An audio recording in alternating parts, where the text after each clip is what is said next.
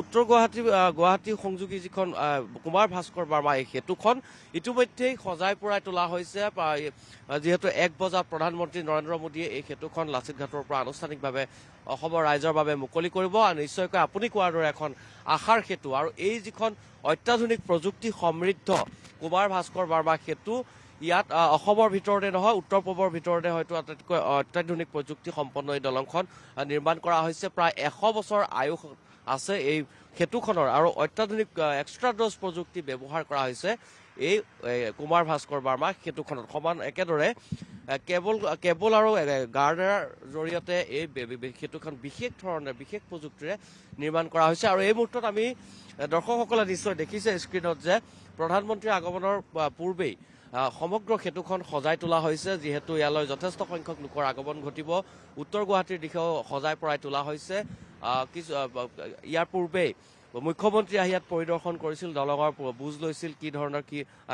কিমান আগবাঢ়িছিল ইয়াৰ গতি প্ৰকৃতি আৰু এই মুহূৰ্তত দেখুওৱা গৈছে যে দলংখন প্ৰধানমন্ত্ৰীৰ আগমনৰ উদ্দেশ্যে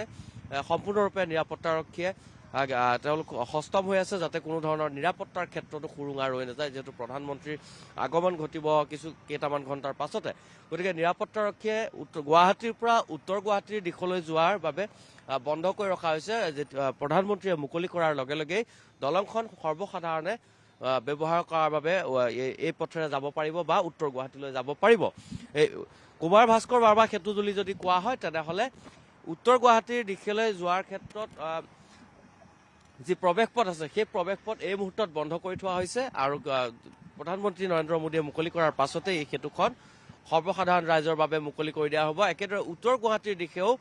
এক অনুষ্ঠানৰ আয়োজন কৰা হৈছে যিহেতু এক আশাৰ সেতু উত্তৰ গুৱাহাটীবাসীৰ দীৰ্ঘদিনীয়া সপোনৰ আজি বাস্তৱ প্ৰতিফলন ঘটিব আৰু এই দলংখন মুকলিৰ লগে লগে গুৱাহাটী আৰু উত্তৰ গুৱাহাটীৰ মাজৰ যি দূৰত্ব আছিল ব্যৱধান আছিল প্ৰায় 1 পৰা 1.5 ঘণ্টা ব্যৱধান আছিল পূৰ্বতে শৰাইঘাট দলঙেদি আহিবলগীয়া হৈছিল যথেষ্ট যান জঁটৰ সৃষ্টি হৈছিল আৰু যাৰ পৰিপ্ৰেক্ষিতত অফিচ কাছাৰী বা স্কুলীয়া যিসকল শিক্ষাৰ্থী আছে তেওঁলোকৰ বহু পলম হৈছিল কিন্তু এই সেতুখন মুকলি হোৱাৰ লগে লগে মাত্ৰ 10 পৰা 15 মিনিটৰ ভিতৰতেই গুৱাহাটীলৈ অহা যোৱা কৰিব পাৰিব বা গুৱাহাটীৰ পৰা উত্তৰ গুৱাহাটীলৈ যাব পাৰিব আন এটা দিশ উল্লেখনীয় দিশ আমি উল্লেখ কৰিব লাগিব যে এই দলংখন এই সেতুখন মুকলি হোৱাৰ পাছতে যিহেতু উত্তৰ গুৱাহাটীত ইতিমধ্যে গুৱাহাটী উচ্চ ন্যায়ালয়ৰ ভৱন আৱাসিক চৌহদ নিৰ্মাণ কৰি থকা হৈছে তালৈ উচ্চ ন্যায়ালয় স্থানান্তৰ কৰা হ'ব সমান্তৰালভাৱে আজি কিছুদিন পূৰ্বে মুখ্যমন্ত্ৰীৰ যি আৱাস তাৰ আৱাস নিৰ্মাণৰ কথা ঘোষণা কৰিছিল আৱাস নিৰ্মাণ কৰা হ'ব গতিকে লাহে লাহে গুৱাহাটীৰ পৰা উত্তৰ গুৱাহাটীলৈ এই বৃহত্তৰ এক অঞ্চল সামৰি লৈছে আৰু এই সেতুখনৰ বাবেই এই সমগ্ৰ অঞ্চল দুটাৰ যিসকল লোক আছে তেওঁলোক যথেষ্ট লাভান্বিত হ'ব পাৰিব বা উপকৃত হ'ব পাৰিব একেদৰে আৰ্থ-সামাজিক ক্ষেত্ৰখনতো কিন্তু এই সেতুখনে এক আশা কঢ়িয়াই আনিছে কিয়নো গুৱাহাটী আৰু উত্তৰ গুৱাহাটীৰ যি অৰ্থনৈতিক পৰিস্থিতি সেই পৰিস্থিতি যথেষ্ট উন্নত কৰিব সেয়া নিশ্চিত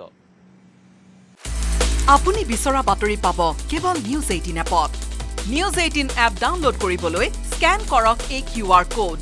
গুগল প্লে ষ্টৰতো পাব এই নিউজ 18 এপ